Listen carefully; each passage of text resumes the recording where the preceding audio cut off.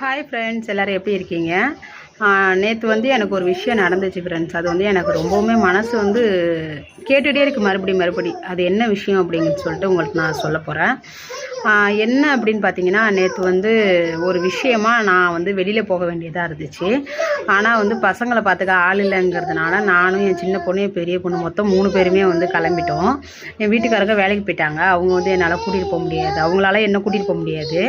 அதனால் அவங்க என்ன சொன்னாங்கன்னா, நீ வந்து பஸ் ஸ்டாண்டுக்கு வந்துரு, நான் வந்து அங்கேருந்து கூட்டிகிட்டு போகிறேன் அப்படின்னு சொன்னாங்க. சரின்னு சொல்லிட்டு நாங்கள் 3 பேருமே வந்து பஸ் ஏறுறதுக்காக எங்கள் ஊர் பஸ் ஸ்டாண்டில் போய் நின்றுட்டு இருந்தோம் ஃப்ரெண்ட்ஸ். அப்போ வந்து என்னாச்சு அப்படின்னா, பஸ்ஸு வந்துருச்சு, கவர்மெண்ட் பஸ்ஸு தான். எப்படின்னா இப்போ புதுசாக விட்ருக்காங்க இல்லையா ஒரு பெரிய பஸ்ஸு, அந்த பஸ்ஸு. அதில் எப்போவுமே படி வந்து கொஞ்சம் லாங்காக இருக்குது, கொஞ்சம் அகலமாக இருக்குது. அப்போ வந்து நான் என் சின்ன பிள்ளைய வந்து இடுப்பில் வச்சுருக்கேன். பெரிய பிள்ளை வந்து ஏறிடுச்சு. நான் ஏற சொல்லிவிட்டு அவங்க வந்து முன்னாடி பக்கம் அந்த டிரைவர் சீட் பக்கம் விட்டாங்க. நான் வந்து இந்த பக்கம் வந்துட்டேன். ஒரு கையில் பர்ஸ் வச்சுருக்கேன், பாப்பா வச்சுருக்கேன். எல்லாரும் அந்த பஸ்ஸில் எல்லாரும் நின்றுட்டு தான் இருக்காங்க ஃப்ரெண்ட்ஸ். எல்லோரும் பார்த்துருப்பாங்க நாங்கள் ஏறுறத. வந்து என் பொண்ணு படி ஓரத்துலேயே நின்றுட்டுருக்கேன் அந்த கழியை பிடிச்சிக்கிட்டு. ஆனால் அங்கே நிற்கிற ஒரு லேடிஸ் கூட சரி பச்சை பிள்ளை தனியாக நிற்குது, பஸ்ஸு எடுத்துட்டாங்க, எடுத்தது கீழே விழுந்துருமே அப்படிங்கிற ஒரு எண்ணமே யாருக்குமே இல்லாமல் எல்லாரும் அப்படியே நிற்கிறாங்க ஃப்ரெண்ட்ஸ். நான் அதுக்கப்புறம் அவங்கக்கிட்ட கேட்குறேன், இப்படி எல்லோரும் நின்றுட்டே இருக்கீங்களே, அந்த பிள்ளை கீழே விழுந்துடாதா, அதை சித்தனால யாராச்சும் பிடிச்சாதான் என்ன அப்படின்னு கேட்குறேன். நான் கேட்டதுக்கு அப்புறமா ஒரு அக்கா வந்து இந்த என் பிள்ளையை வந்து பிடிச்சிக்கிட்டாங்க. சரிங்களா? யாராக இருந்தால் என்ன ஃப்ரெண்ட்ஸ், அது வந்து எப்படியா இருந்தாலும் வந்து நம்ம ஒரு உயிர், புரியுதுங்களா? நம்ம இப்போ போகிறனாவே நமக்கு ஏதாச்சும் ஒன்று ஆயிடுச்சுன்னு வச்சிங்களேன், அது நமக்கு கஷ்டம் தான். ஆனால் மற்றவங்களுக்கு அது கஷ்டம் கிடையாது.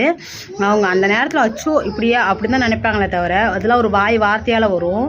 ஆனால் சத்தியமாக வந்து மனசால் வரவே வராது. அந்த விஷயம் வந்து என்னை உறுத்திக்கிட்டே இருக்குது. எப்படி இந்த இடத்துல இந்த ஒரு சின்ன பிள்ளை நிற்கிது, அதை பிடிக்கணுங்கிற வந்து ஒரு மைண்ட் செட்டில் யாருமே இல்லையே. அப்போ வந்து இந்த உலகத்தில் இருக்கவங்க எல்லாருமே வந்து அவங்கவுங்க விருப்பத்துக்காகவும் அவங்க சுயநலத்துக்காக மட்டும்தான் வாழ்ந்துட்டுருக்காங்க. மற்றவங்கள பற்றி யாரும் சிந்திக்க போகிறது கிடையாது. அதனால் எல்லாத்தையும் நான் என்ன சொல்கிறேன் அப்படின்னா, நம்ம வாழ்க்கை நம்ம நடத்துகிறோம், அது நல்லா இருந்தாலும் சரி கெட்டதாக இருந்தாலும் சரி, நமக்கு பிடிச்சிருக்கு அப்படின்னு சொன்னால் அந்த கதையை நம்ம செஞ்சுக்கலாம். மற்றவங்க நினைப்பாங்க அப்படின்னு சொல்லிட்டு எந்த கதையும் வந்து மாற்றிக்கணும்னு ஒரு அவசியமே கிடையாது ஃப்ரெண்ட்ஸ். இதை தான் நான் உங்ககிட்ட சொல்கிறேன். எல்லார் மாதிரியும் நம்மளும் வாழணும், அவ்வளோதான். நம்ம வந்து அவங்க இப்படி நினைப்பாங்களா, இவங்க இப்படி நினைப்பாங்களா அப்படின்னு நினச்சிட்டு பேசுகிறோம் தெரியுங்களா? ஒரு விஷயத்தையும் மாற்றிக்கிறோம்ல, தயவுசெய்து அந்த மாதிரி மாற்றுறத கண்டிப்பாக நிறுத்துறது தான் ஃப்ரெண்ட்ஸ் நல்லது. நான் நல்லாவே நிறைய பேர்கிட்ட நான் இந்த மாதிரி விஷயத்த நிறைய பேர்கிட்ட நான் பார்த்துருக்கேன். இது எனக்கு வந்து உங்ககிட்ட சொல்லணும்னு தோணுச்சு, நான் வந்து சொல்கிறேன். இதுதான் மனிதர்களோட குணமே. இதை வந்து யாராலையும் மாற்ற முடியாது. நம்ம மாற்றிட்டு போயிட்டே இருக்கணும். புரியுங்களா? பாய். பிடிச்சா லைக் பண்ணுங்கள்.